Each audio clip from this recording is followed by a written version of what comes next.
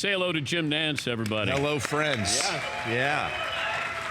Thank you, Dan, the man. The Danettes are my buddies. Yep. Great to be back with all of you. You know, we had that moment. We actually had a moment together, Jim, a couple of weeks ago at your house at Pebble Beach. So just so people know, and you could go to danpatrick.com and you're able to see the video. So Jim says, why don't you come over? And he doesn't live too far from the driving range where we were doing our show. And he said, come on over. I want you to have breakfast. I said to the Danettes, let's go. So we get there, and then we have great breakfast. Jim caters it. We're out on the veranda. We're overlooking, this par 3 7th at Pebble Beach. By the way, when I come back in my next life, I want to be Jim Nantz. He says, "Come on in back. We're gonna hit some golf balls." I get some wedges. He's recreated the par 3 7th at Pebble Beach. So it's sort of to scale, right? Yeah, it's about half the size. Half the size. Yeah. Okay. Everything. So we get in there. Jim gets his phone out. Got a little app there. Next thing you know, I got the Masters music playing. Birds chirping, and Jim's doing play-by-play as we're hitting wedge shots into the par 3 7. Was that like one of the greatest days ever? It was so much fun. It's a 1 seed. That's one of those that... It's a 1 seed. I like it. No, it was wonderful. And so it came down to Jim and I where, it's toe-to-toe here. I mean, this is basically Tiger Woods, Jack Nicklaus. We'd lay down the challenge earlier on the show. I made some unflattering remarks about your golf game. I didn't realize you were that good, honestly. Did you bring these birds in with you? Yes. You brought those from Augusta. Yes, they travel. I'll be damned. You bring those birds with you. They travel with me. Yeah, that and the Augusta melody. Yeah. It's a constant loop. I like that. Ringing in my head. I love it. But it was a right down to the wire, riveting competition. Yes, it was. And I think Seton may have been the closest one of the bunch. Our shots that we came down to at the end were not star-worthy. I mean, I barely got it on the green. I was choking so hard. But I beat you. Yeah, you did. Barely. No, but you did. You showed me a lot. I mean, I was impressed by your golf swing. It's called moxie. I got moxie, You got I moxie. think. Yeah. Yes, you do. Yeah. A lot of it. Gritty and gutty. Moxie. And then Jim gave us parting gifts. He has wine called The Calling. So we went into the wine cellar, and you loaded us up. Yeah. A couple of your guys we couldn't get out of the wine cellar. They were I closed the door and left them in there at 56 degrees. Yeah. Yeah. Surprised Seton didn't stay in there. Yeah. That's very comfortable. You guys have any of them since then? I mean, oh, yeah. Jim, they didn't make it home from Monterey, if you know what I mean. A couple of those really? bottles. They went down there. Yeah. If you had a cot in there, Seton would have sat. He would have slept in there. Have you ever lost your voice? I have. Actually, on the air, I was doing a game at Stanford, a basketball game years ago with Billy Packer, and I knew I was in trouble when I awoke that morning in Palo Alto. I knew I was going to have a hard time being able to hit the notes and everything, and I expressed that to some folks back in New York, struggling as I was on the phone. And I called the executive producer at the time and told him, I said, I've got a real problem. I think we need a backup. He said, when the red light goes on, you'll be fine. Like my voice is suddenly going to react to this. And the red light came on, and nothing came out. And Billy ended up calling the whole game. We were on a 2-shot on the on-cameras and everything. I couldn't say anything. It became a comedy act, basically. It was just, I could not. He'd read the promos. He did it all. I couldn't do anything. Wait, what? You just sat there? I just sat there. I tried to squeak a few words out. It was painful. It's painful. The one I always worry myself with is next week. Because the pollen count is really high in Augusta. These are the things we do worry about. So you got a rough life. You're worried about the pollen count at Augusta, Jim. We put it in context of a voice, but there was a span of about 5 years where I'd go to Augusta, coming off the tournament, tired, having called 15 or 18 games in like a month, and then I would go to Augusta. And I would just lose my voice. The year Tiger, of course, had the win for the ages in 1997. On the Friday night before the weekend, I actually had to go to a hospital in Augusta and get a cortisone shot. And they said it would help, the steroid would help get my voice back. And I called his Saturday round of 65 from inside Butler Cabin. I never saw a golf shot live. I couldn't go out. They told me stay out of the air. So I stayed ensconced inside Butler, calling shots off of a monitor while Ken Venturi was up in the 18th hole. We never stepped on one another. We had a little system back and forth where I would finish my comments with Ken. He would end his comments calling Jimmy, as he always called me. And it sounded like we were right there on the 18th hole. And on the 18th hole, as it turns out, Tiger spun his second shot off the back of the green, and it rolled up there about 3 feet away. And he, of course, made birdie to go into the night with a 9-shot lead. And I called it without ever seeing a shot.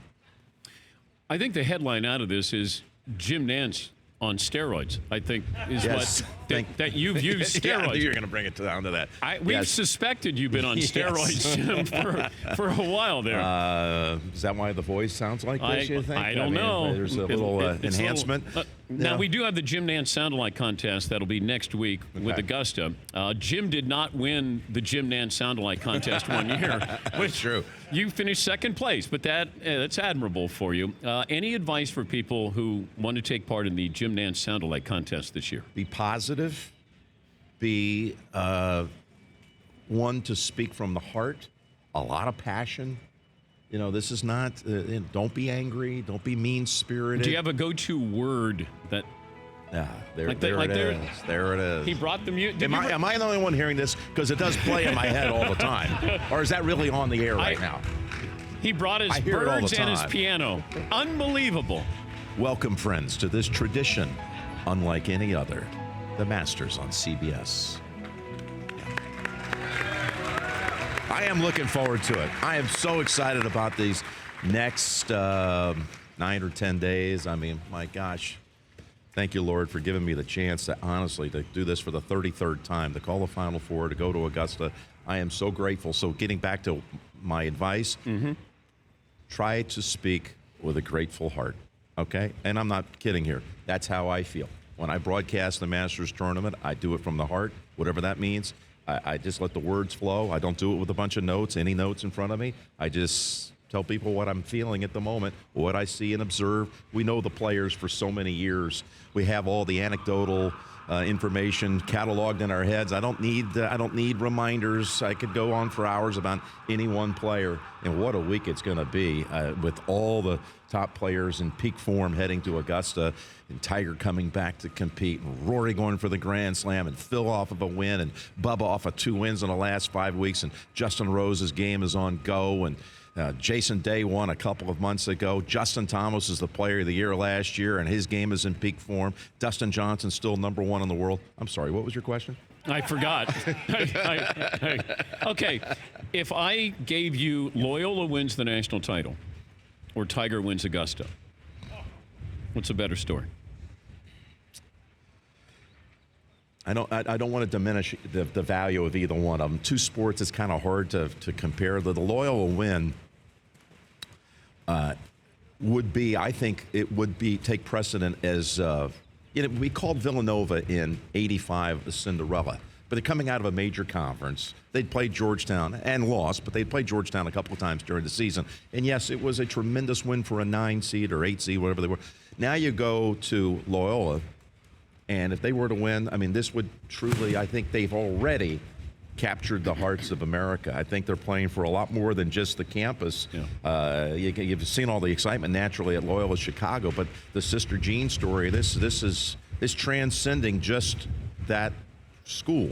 I think there are a lot of people that have really tapped into this underdog, and I think they are fully capable of winning this championship. I really do. The Tiger story, if Tiger wins Augusta, and by the way, maybe it's not this year, maybe it's next year, but when that happens, if that happens, it would rank right up there with Jack winning the Masters in 1986. It would be one of the biggest stories in the history of the game.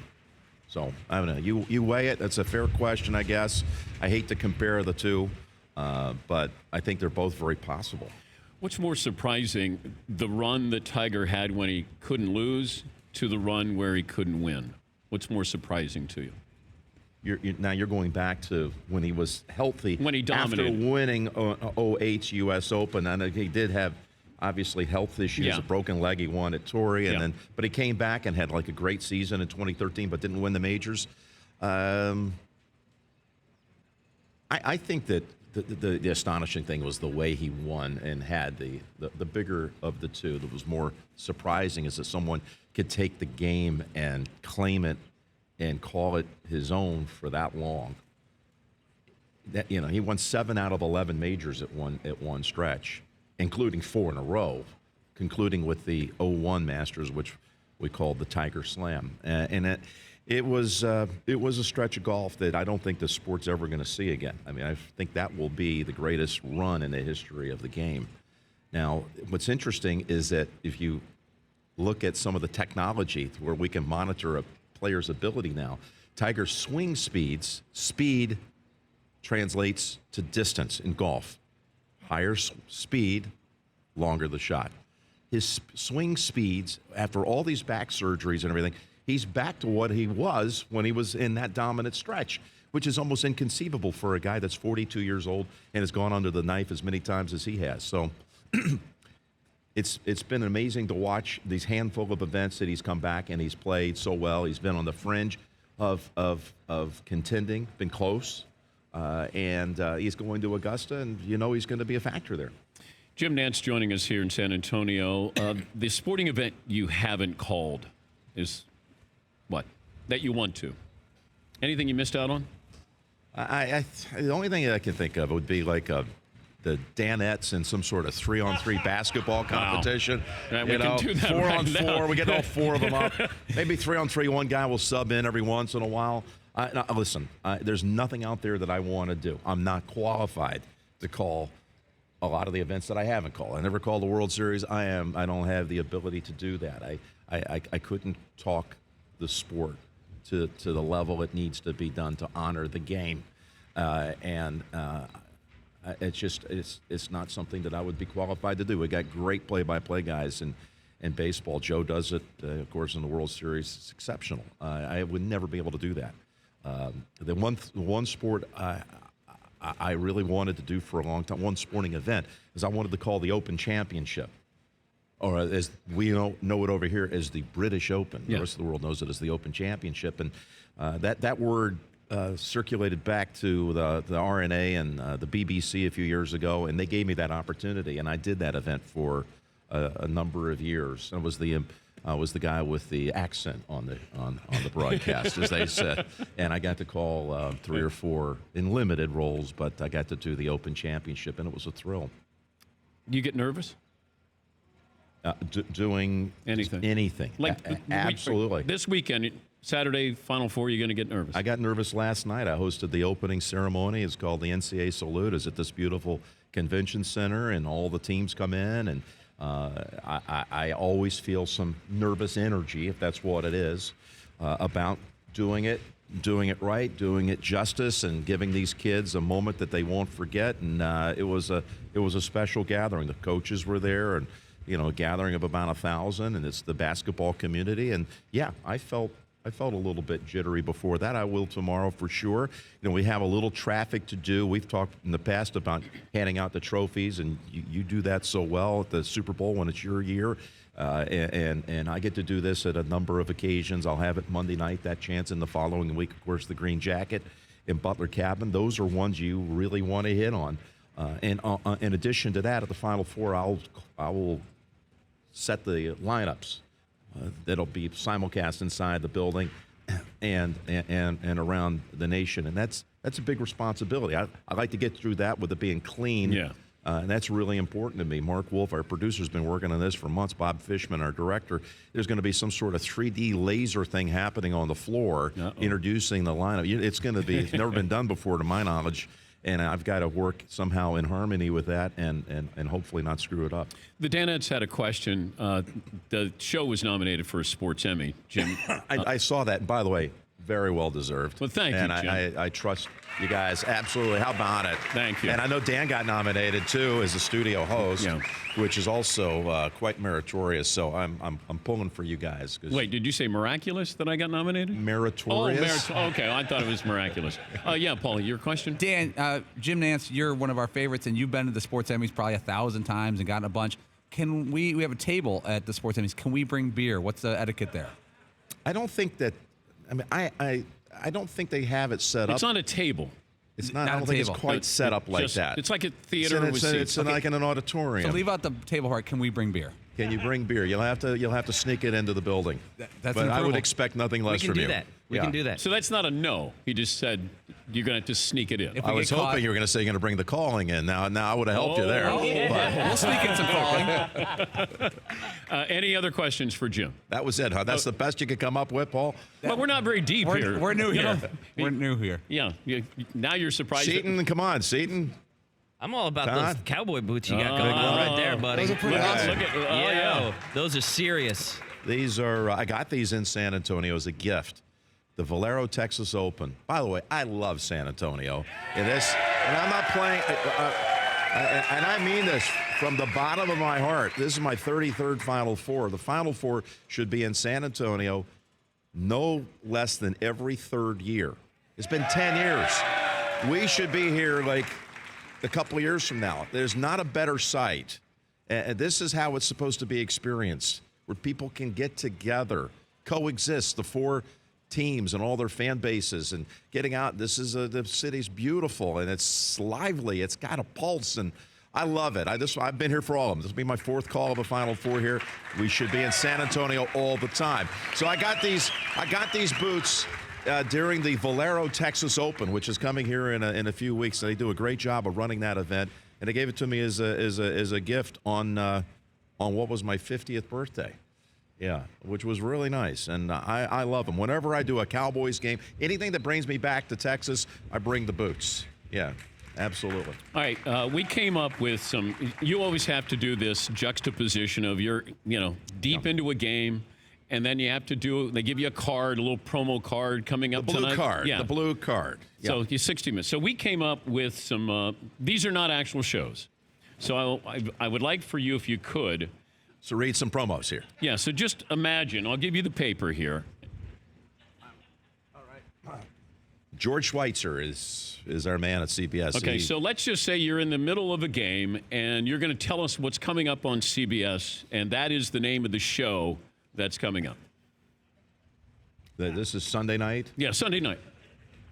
Tonight on CBS begins with 60 Minutes, followed by The Odorless Smell. Okay. And then an all-new episode of NCIS Los Angeles on America's #1 network. Okay. All right. Now, go to the next page. We came up with, there's a few more TV shows there. So Can I read all the you can if you want. shows? Those are other shows we came up with that maybe CBS is interested in. A unique commonality tonight on CBS. After football, after our NFL game, stupidity as genius on CBS. I like these oxymorons, though. Overdressed and naked tonight on CBS. Silent noise. They're all kind of the same thing. Yeah, they are. You know? Yeah. What is with- Fritzy came up with these. You know. Yeah. We like the bottom one best. Right? Okay. He's got to do that one. Okay. Wait, which one? I can't do it like a.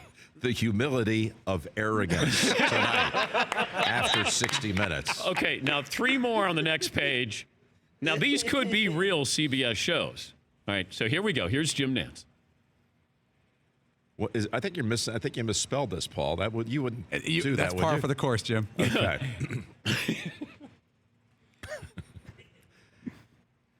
A reminder tonight, CSI Duluth on CBS. That's not an actual show. Not yet.